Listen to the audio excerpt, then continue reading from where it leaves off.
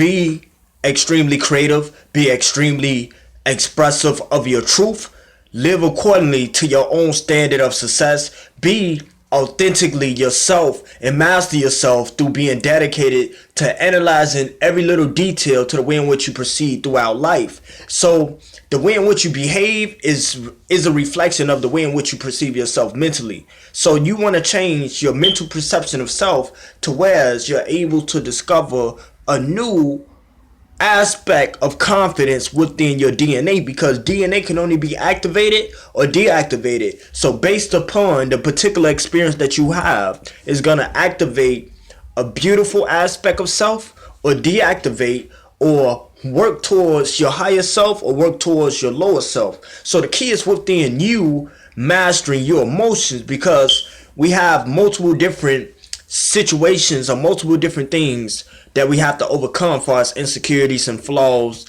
and self-doubt and things of that nature. So the only way we can overcome these things is through confronting ourselves and seeking and identifying the root cause of the emotional triggers that take place when we encounter a certain energy that triggers a certain reaction within ourselves. So sometimes we live from the outside out, from the outside in, and not from the inside out.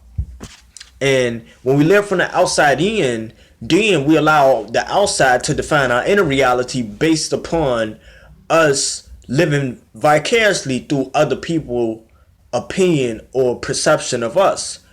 But when we change the way in which we perceive reality and we start to live from the inside out and validate our inner existence, then that allows us to create a new outer resistance, or an outer existence and an outer perception of what's taking place in your reality. So what's taking place is based upon our perception of choice, which determines what we attract and what we manifest and what we take from life situations. So you define the situation don't define itself, and it most definitely don't define you or I.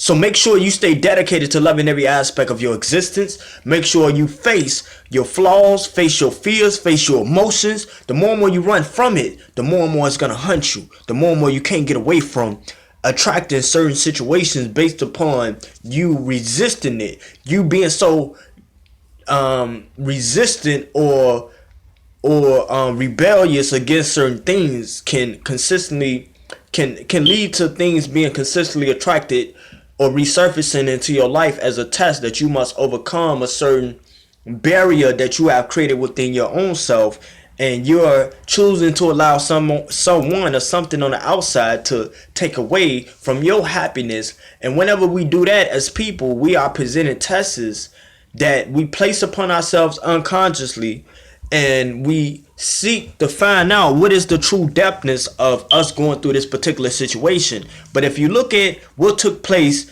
from a human way of thinking,